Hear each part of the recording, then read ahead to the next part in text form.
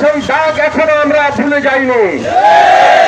আমরা এদেশকে ফ্যাসিবাদ মুক্ত করেছি, আগামীতে আর কোনো ফ্যাসিবাদ আমরা এদেশে দেখতে চাই না। আমি বেগমগঞ্জবাসীকে বলবো, এই বেগমগঞ্জের যদি আমরা উন্নয়ন চাই, এই বেগমগঞ্জের গণমানুষের অধিকার যদি আমরা ফিরিয়ে দিতে চাই, আমরা ইসলামী আন্দোলন বাংলাদেশ আপনাদেরকে আশ্বস্ত করতেছে, পীর সাহেব সর্বরায়ের পক্ষ থেকে আমরা আশ্বস্ত করতে পারি, এই বেগমগঞ্জের উন্নয়ন করবো ইনশাল্লাহ। আমরা আমাদের সর্বাত্মক কাজ করেই যাবো ইনশাল্লাহ।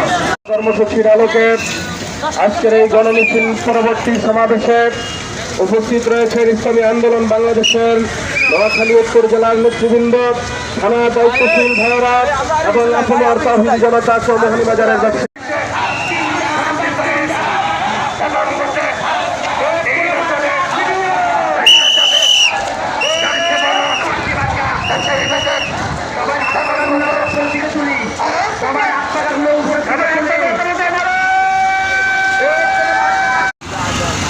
ইসলামী আন্দোলন বাংলাদেশ